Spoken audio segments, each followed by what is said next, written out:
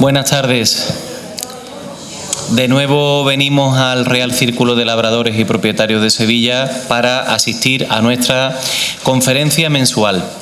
En esta ocasión, en el mes de noviembre, nos visita Habana Sánchez Muñoz, que nos va a dictar la conferencia No te quedes en la superficie, el pasado oculto en el mar, una aproximación a la arqueología subacuática. Se trata de un tema muy interesante y también novedoso, y para ello contamos con una experta que está realizando sus estudios sobre esta materia, y también aprovecho para agradecer que ha venido acompañada por miembros del proyecto PortSub, Patrimonio Cultural Subacuático en Espacios Portuarios de Andalucía, de la Universidad de Cádiz. Está aquí el investigador principal, Felipe Cerezo, así que muchísimas gracias por vuestra asistencia. Paso a continuación a presentarles a la ponente de hoy, que verán que, pese a su juventud, ya ha desempeñado importantes trabajos en esta materia. Ella se tituló en Arqueología en 2021 y posteriormente realizó el máster de Arqueología Náutica y Subacuática. Como verán a continuación, ella no solamente es una estudiosa del tema, sino que además le encanta el mar desde un punto de vista personal, porque tiene títulos de buceo, curso de vela, por lo tanto, plenamente consecuente con lo que está estudiando. Y, por supuesto, has realizado una serie de cursos de especialización, entre los que destaco alguno, ¿no?, como el curso de Patrimonio Arqueológico y Universidad, reflexiones a raíz de la musealización del testacho aiélico de Gades, por la Universidad de Cádiz. Y después ha realizado y participado en una serie de excavaciones, entre las que me gustaría destacar la que realizó en el Cementerio Municipal de San Fernando, en el Cerro Macareno, y después determinados sondeos subacuáticos integrados en el proyecto Heracles entre las columnas de Hércules, arqueología subacuática de un espacio privilegiado, la bahía de Algeciras. Excavación subacuática integrada en el proyecto Estudio y Documentación Gráfica en el Pecio de la Ballenera del siglo XVI, en la ensenada de Getares, Algeciras. La colaboración en el proyecto Heracles, que antes les mencionaba, la excavación subacuática de la fragata Santa María Magdalena, integrada en el proyecto Ría de Viveiro, y actualmente se encuentra desarrollando su empeño como personal técnico investigador en el proyecto que he mencionado anteriormente, PortSub, Patrimonio Cultural Subacuático en Espacios Portuarios de Andalucía, hacia la investigación, protección y gestión inteligente y sostenible en el marco de la economía azul. También ha realizado algunas aportaciones en congresos y encuentros científicos, entre los que me gustaría destacar la comunicación que presentó en el workshop Jóvenes Investigadores en Patrimonio Marítimo y Subacuático, España-Cádiz, el forro de sacrificio, un acercamiento desde la arqueología náutica al uso del forro de sacrificio en Europa durante los siglos XVII y XVIII. Y también su comunicación en el 7º Simposio Internacional de Historia y Arqueología Marítimas, Mares y Océanos na Historia Global en Lisboa. El forro de sacrificio, un acercamiento desde la arqueología subacuática al uso del forro de sacrificio en Europa durante los siglos XVII y XVIII. En cuanto a otros méritos, pues ha tenido relación directa con determinados proyectos de investigación y hoy nos va a presentar algunas de las conclusiones a las que está llegando en el desarrollo de sus trabajos. Le agradecemos muchísimo que haya venido desde San Fernando aquí a Sevilla en un día como hoy y que nos acompañe en esta ocasión para ofrecernos la conferencia mensual para los amigos del Museo de Bellas Artes de Sevilla. Muchas gracias, Habana.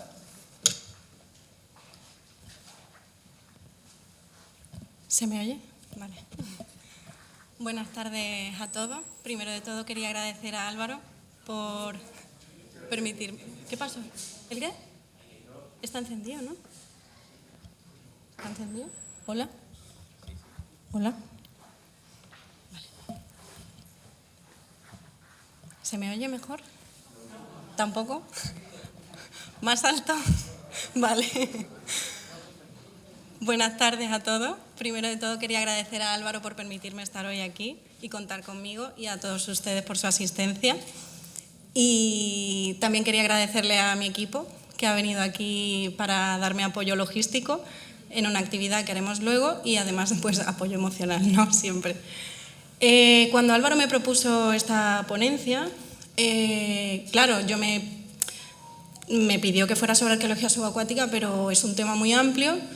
Entonces, bueno, yo en esta charla lo que pretendo es abordar de manera muy general unas nociones básicas de lo que es la disciplina de la arqueología subacuática, una especie de contexto legal actualmente en España y más o menos explicar cómo se trabaja, porque muchas veces no es algo que frecuentemente se conozca. Empezaría yo hablando del concepto de la arqueología subacuática, porque muchas veces a nivel conceptual, a lo largo del desarrollo de la disciplina, se han utilizado una gran variedad de términos para definirla, entre ellos arqueología submarina y arqueología subacuática, que hacen referencia, por ejemplo, al medio en el que se está trabajando. También se emplea el término marítimo desde los años 70 para referirse a las actividades que el ser humano realiza en el entorno acuático, por tanto, bueno, estaría haciendo referencia a la actividad que hacen los arqueólogos. Y luego estaría también arqueología náutica, que hace más referencia al estudio de la arquitectura naval desde un punto de vista del diseño y la construcción. Esta es una disciplina que, bueno, no sé, más o menos, la arqueología se venía desarrollando ya desde mucho antes como disciplina y contaba con una metodología que se venía consolidando, unas técnicas, pero sin embargo la arqueología subacuática aún permanecía más como un buceo y recupero las cosas que hay en el fondo, pero no se sigue una metodología realmente. Más adelante, a mediados del siglo pasado, vemos que con la creación del sistema de buceo autónomo, que para quienes no lo sepan, el sistema de buceo autónomo es la botella esta de buceo que todos conocemos, que te la echas a la espalda, te pones el regulador y ya puedes bucear libremente, puedes mover los brazos, porque anteriormente lo que se contaba era, bueno, el traje este que todos tenemos un poco en el ideario común de la escafandra, el buzo que parece más un astronauta y algo muy pesado y muy molesto. Con el sistema de buceo autónomo se abre un poco más el espacio a que más gente pueda bucear.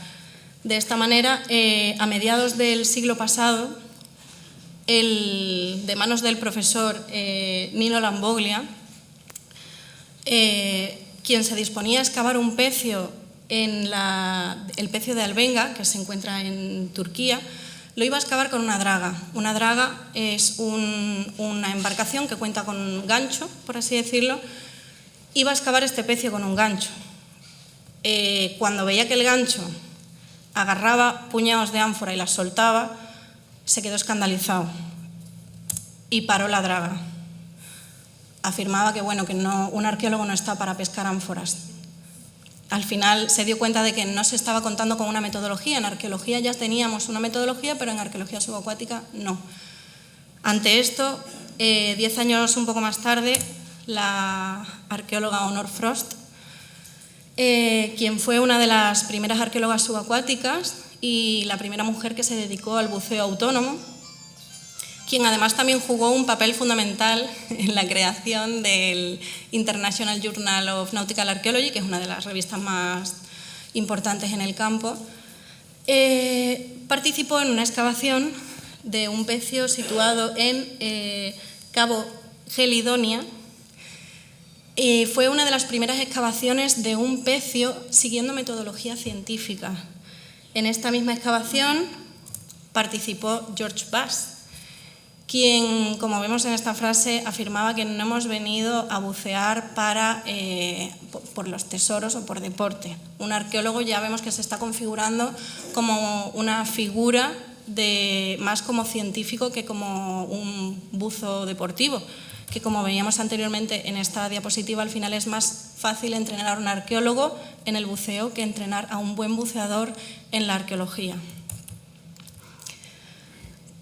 De esta manera quiero hacer referencia a una frase de Jacques Cousteau, uno de los que, por cierto, participó en la creación del equipo de buceo autónomo, que afirma que solo se protege lo que se ama y que solo se ama lo que se conoce. Y yo aquí quiero lanzar una pregunta porque todos conocemos, por ejemplo, la Catedral de Sevilla, naturalmente. ¿Y cuántos de ustedes, por ejemplo, han visitado la Catedral de Sevilla?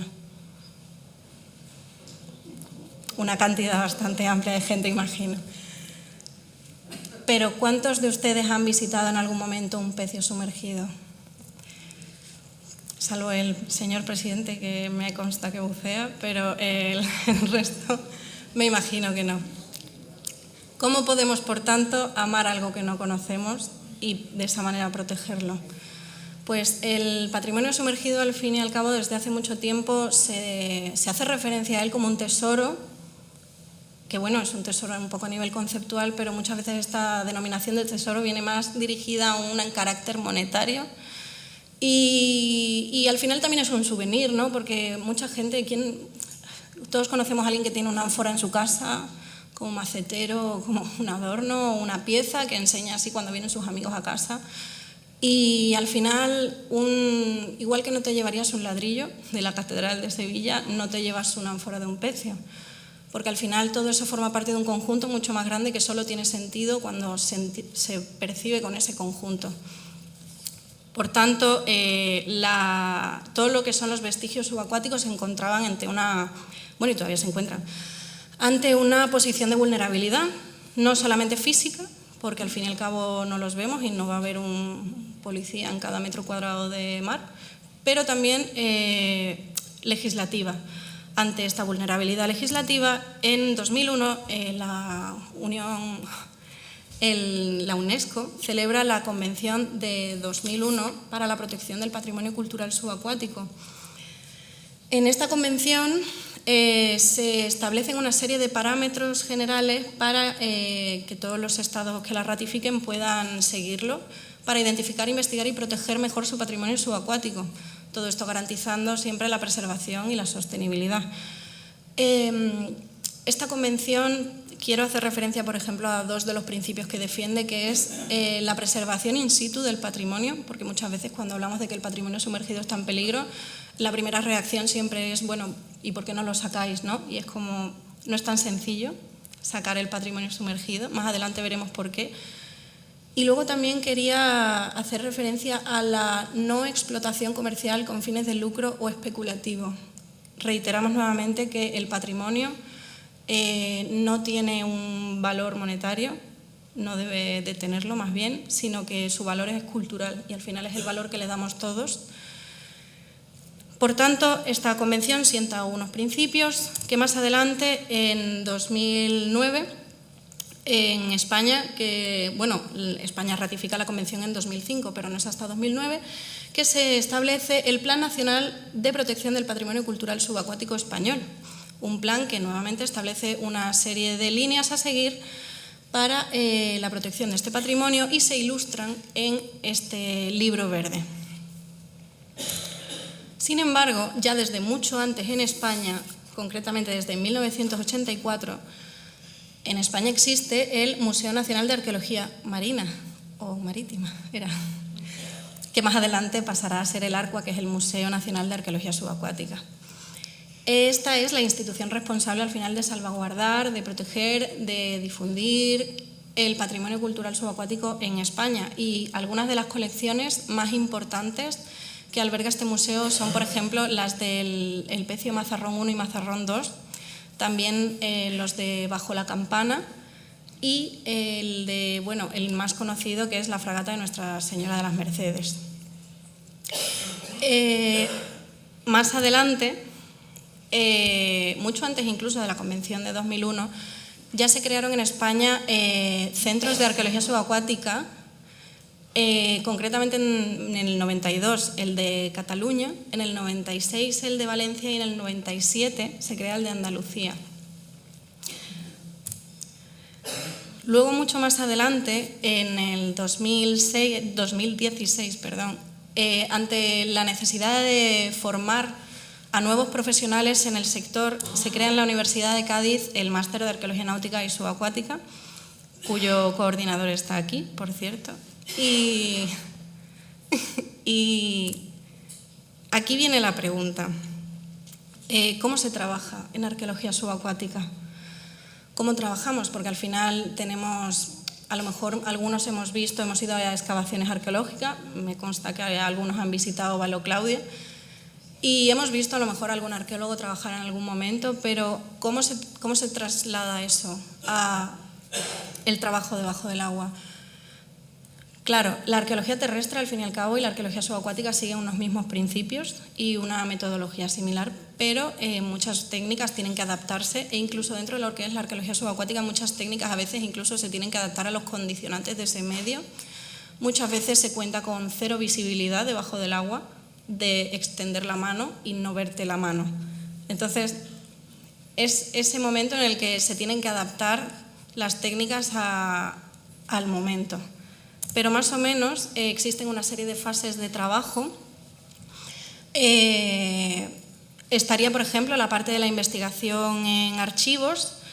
Al fin y al cabo, un archivo es un conjunto de documentos y pueden existir de muchos tipos, con muchas funciones, pero en arqueología subacuática trabajamos el tema de los archivos desde una perspectiva marítima.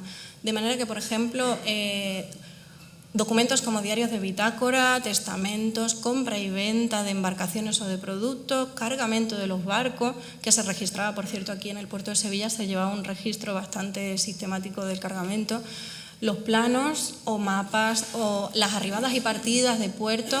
Todo esto son documentos que aportan una serie de información que, por ejemplo, te pueden permitir reconstruir la ruta que realizaba una embarcación en concreto, pero tienes que verlo desde la perspectiva marítima.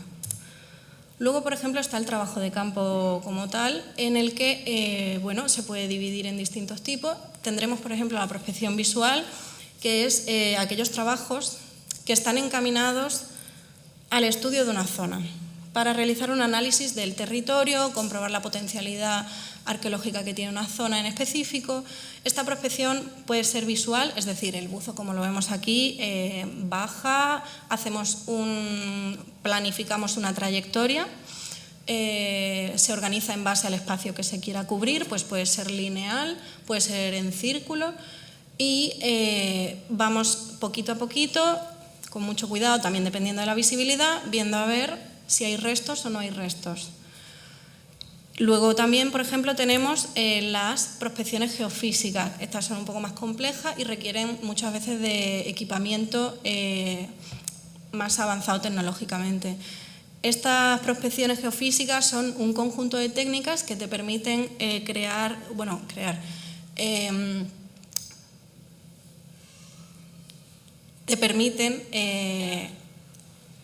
obtener una imagen del fondo marino.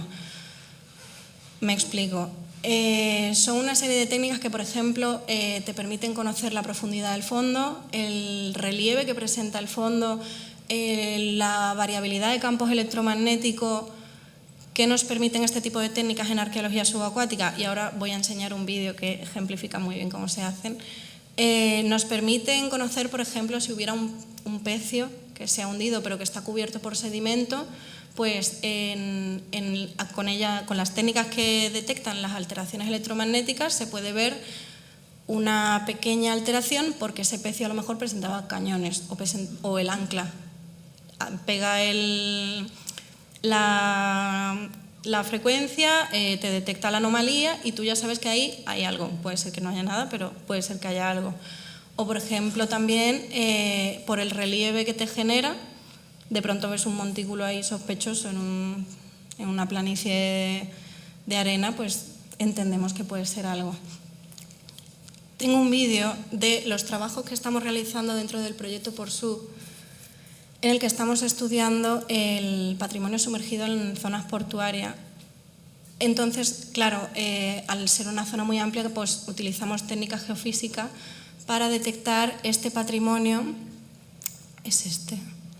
Para detectar este patrimonio, y en concreto en este vídeo lo que vamos a ver es el uso de un magnetómetro, que es lo que he comentado, que detecta alteraciones en el campo electromagnético. En esta línea amarilla que veis aquí, al final es un cable, y al final de esa línea lo que hay se llama pez.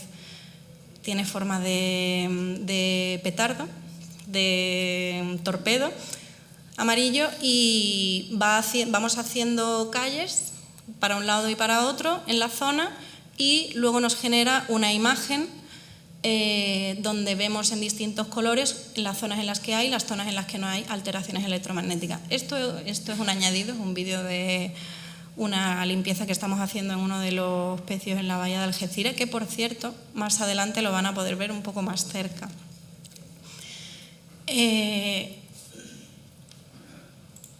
Estas serían las técnicas de prospección geofísica. Hay otras, por ejemplo, el sonar de barrido lateral y aquí.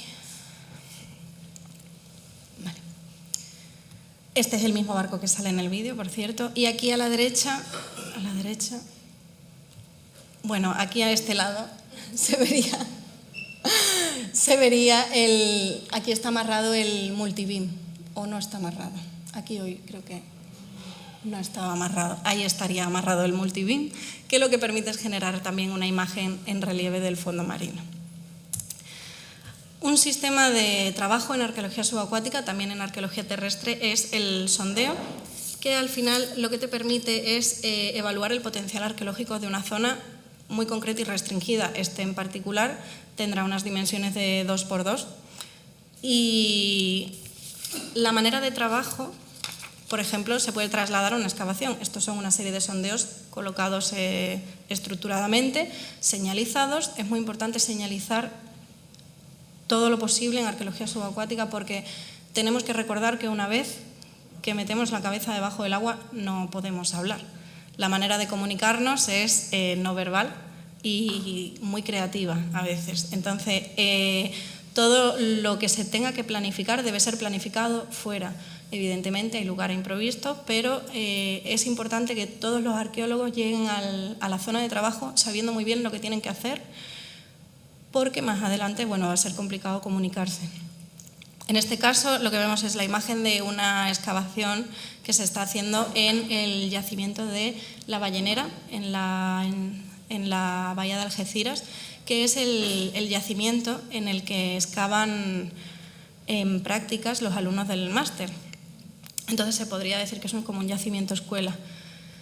En esta excavación se coloca esta cuadrícula de 1×1, se señalan los cuadros y los alumnos bajan sabiendo perfectamente a qué cuadro tienen que bajar.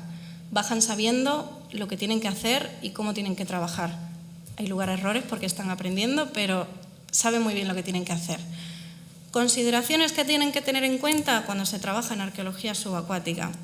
Los pies siempre van arriba. Un arqueólogo subacuático excava prácticamente haciendo el pino, porque con las aletas al final puedes levantar sedimento, puedes pegarle un aletazo a un compañero, quitarle la máscara, quitarle el regulador y no es cómodo.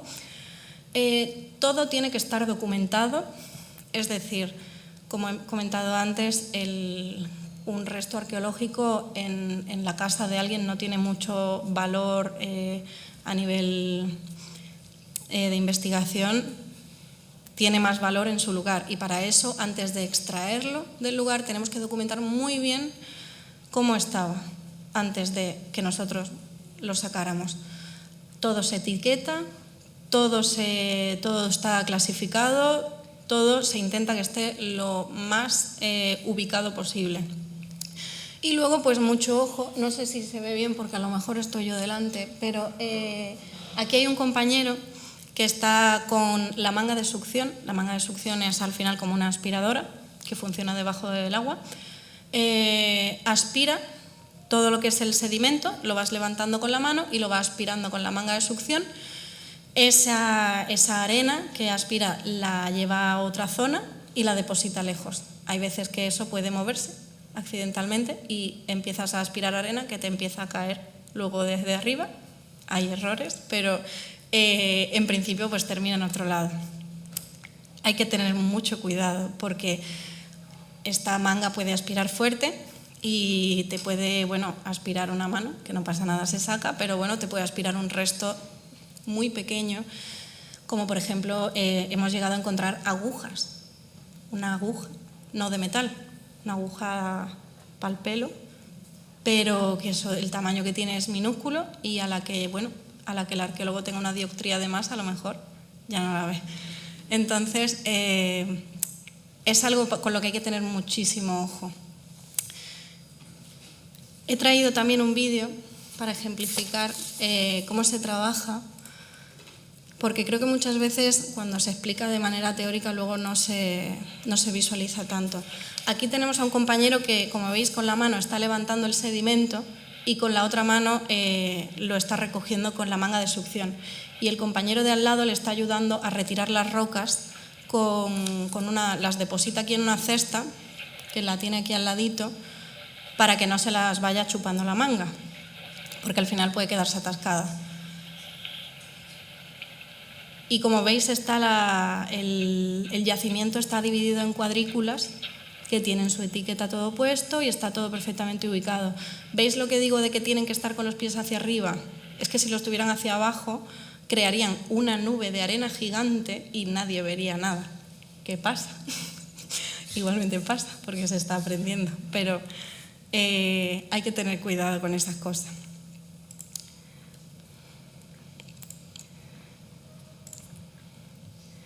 Además de estas consideraciones, aquellos restos que se saquen, si se sacan y si es necesario para su estudio o corren peligro, aquí nuestra compañera, que es conservadora y restauradora, se lo contará mejor que yo, pero puso un ejemplo que me gusta mucho y creo que lo ejemplifica muy bien para cuando la gente nos dice que saquemos cosas como quien saca, bueno, no sé. Sacar un resto arqueológico del mar es como sacar una galleta María que lleva metida 4 segundos en un vaso de leche, que eso ya es mucho, e intentar que conserve medianamente la forma una vez que la has sacado. Es complicado. Entonces, un resto arqueológico que se saca del agua tiene que pasar por un proceso que a veces puede ser largo de estabilización. Ese resto debajo del agua ya ha llegado a un punto de estabilización y ahora lo vuelves a sacar y ahora vuelve otra vez a alterarse. Todo resto que se saque del agua, para empezar, tiene que volver a estar en agua. ¿Qué quiero decir? Si yo sacara una cerámica del agua, la tengo que meter en una cubeta de agua para transportarla al laboratorio, para que no sufra alteraciones, porque al final la sal del medio marino queda dentro de lo que es la estructura de la pieza. Por ejemplo, en la madera, la celulosa de la madera se ve sustituida por todos estos cristales de sal, que claro, los sacas del agua, esa sal cristaliza y la madera se rompe en 1000 millones de añicos. Me han contado historias de cañones completos de 2 metros o más, de reventar por completo, porque no se trataron, se sacaron del agua y se pusieron adornando una esquina y de pronto, ¡pam!, un día reventó. La sal puede ser altamente destructiva, así que hay que tratarla con cuidado. ¿Cómo se trata? Pasa por un proceso de desalinización. Para esto se introducen cubetas con agua con un porcentaje de sal cada vez menor y poco a poco la pieza va soltando la sal que tiene y luego, claro, una vez que ya la salinidad del agua es la correcta, esa pieza hay que secarla.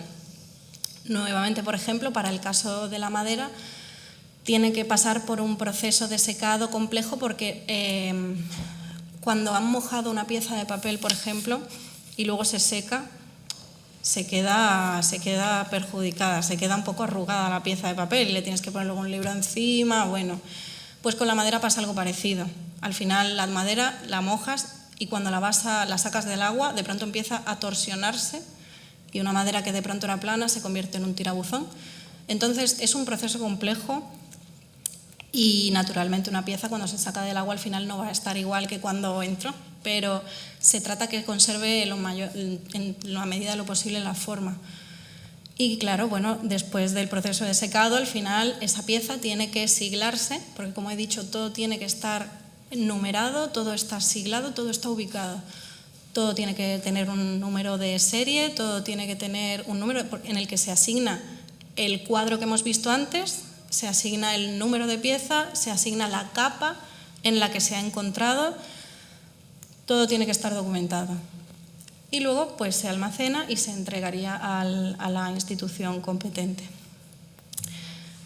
Como ya comentaba en un principio, solo se protege lo que se llama y solo se llama lo que se conoce, pues ahora llega el momento de dar a conocer ese patrimonio. Llega ese momento en el que, bueno, todo esto lo han tratado los arqueólogos, los conservadores, los historiadores, pero ahora llega el momento de que la gente que no tiene competencias en esta materia pueda disfrutar de este patrimonio sumergido, porque al final es la ciudadanía la que le tiene que dar un valor para poderlo proteger, y llega el proceso de difusión. La difusión y la divulgación del conocimiento científico es clave para al final la actividad científica. Es un conjunto de acciones que van desde, por ejemplo, la charla que estoy dando aquí hoy, a esto que es una imagen, por ejemplo, de la Noche de los Investigadores, que aquí se ve a la madre de un compañero, pero si alguna vez han ido a la Noche de los Investigadores, lo que más hay son niños, disfrutan muchísimo de este tipo de actividades.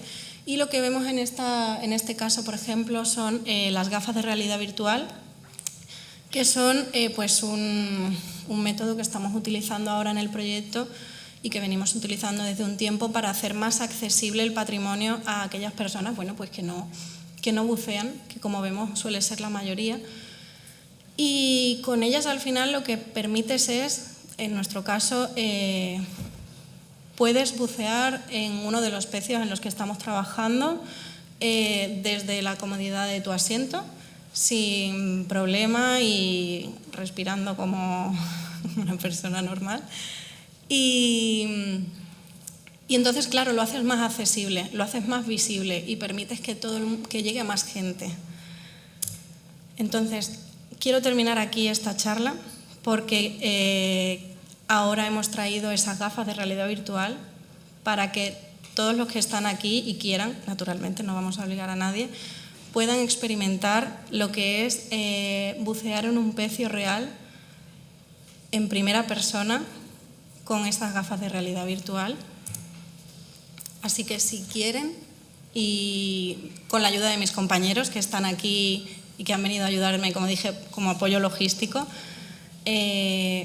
muchas gracias a todos, y ahora podemos ponernos las gafas, quienes quieran.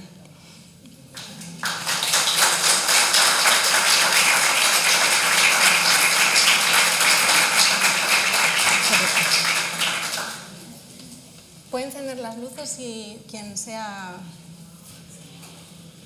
Lo siento porque a lo mejor es una actividad que no se había hecho antes, pero... Dígame. ¿Qué? Ah, perdón. ¿Alguien tiene alguna pregunta o...? Mientras que mis compañeros pueden ir preparando las gafas, ¿alguien quiere preguntar algo? Ninguna pregunta es rechazable. ¿Sí? ¿Se puede investigar y buscar en cualquier sitio o los países tienen acotados su Pues existen las zonas de... Esto a lo mejor mis compañeros lo explican mejor que yo, pero existen unas zonas acotadas al final a nivel legislativo para cada país. Está el territorio, las aguas nacionales, hay una serie de acotaciones espaciales del territorio marítimo. En cuanto a si se puede investigar en cualquier parte, a menos que existan restricciones explícitas, yo entiendo que sí, que se puede investigar en cualquier no cualquiera puede investigar en cualquier zona, pero en principio, salvo por que la profundidad no lo permita o que... En principio sí. Sí. Bueno, yo creo que uno de los problemas que has dicho es que siempre que se dice algo de buscar peces hundidos, se dice la palabra en busca de los tesoros. Entonces, Sí. yo creo que es uno de los problemas que está habiendo, porque ya estás partiendo no de una historia que vas a encontrar ni unos objetos de estudio, estás partiendo ya con un nombre que puede llevar a otra serie de cosas. Sí. Además, que pasa mucho que otras veces hemos ido a investigar hemos ido a hacer un trabajo en una zona, nos han visto equiparnos con el equipamiento de buceo y para entrar a la playa, y nos han dicho, si encontráis una moneda os la quedáis, ¿no? Bueno, buenos días, primero de todo, y no nos la quedamos si la encontramos, pero pasa eso, que es la idea general que tiene al final la ciudadanía. Sí. Supongo que por la televisión y el cine, ¿no? Sí, al final, bueno, todos los medios han influido en esta imagen que se tiene. Todo es una construcción general, también que viene un poco al final pasa lo mismo en arqueología y supongo que en historia del arte también, ¿no? Que se tiene al final una concepción de que una colección es algo acumulativo y que al final es un adorno que uno tiene en casa, pero no se llega más, no se profundiza en ese bien patrimonial. Sí.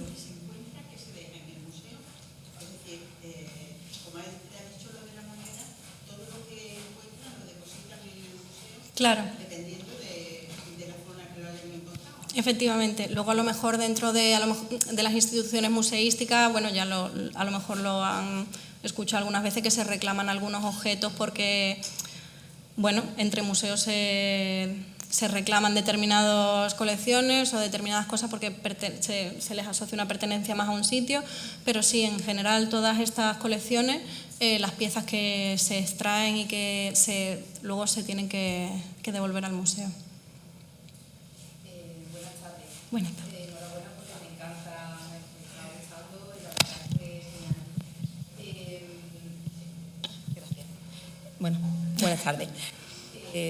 Cuando se encuentra un tesoro, un galeón español, que se sabe que es español, en aguas que son internacionales, el patrimonio que lleva es de España, es del país que lo encuentra. Quiero decir, eso es una base, ¿no? Creo que eso es derecho internacional y estará claro o no. Será un pleito, como ya ha pasado algunas veces, que de hecho se ganó, tardó muchísimo tiempo, que fue un caso que de hecho hasta se ha hecho una película que me encantó, pero bueno, quiero decir, ¿cómo se soluciona este tema? Claro, eso es un conflicto jurídico un poco complejo, que a lo mejor recuerdo que en cuanto al tema de la Mercedes, claro, se ganó ese pleito por el hecho de que al final, siendo un galeón militar español, una embarcación militar española se consideraba territorio español. Por ahí va un poco la idea, pero al final supongo que cada caso será un mundo. Al final también es que había otro tipo de intereses de por medio y era una situación muy compleja. Normalmente estas cuestiones se abordan con un poco más de calma en general, pero sí. También existe la posibilidad de trabajar de manera interdisciplinar y con otros grupos de investigación de otros países para poder, porque al final lo que se trata también es de priorizar la investigación por delante de los intereses de cada uno, pero sí, al final es un conflicto complejo, pero se intenta abordar siempre. Eso fue un caso muy específico, pero sí, se intenta normalmente abordar de manera más calmada. Nada.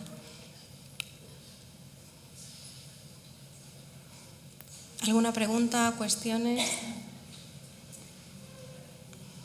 Pues quien quiera probarse las gafas se puede hacer sentado, para quien le dé más respeto, o quien no quiera no tiene que ponérselas.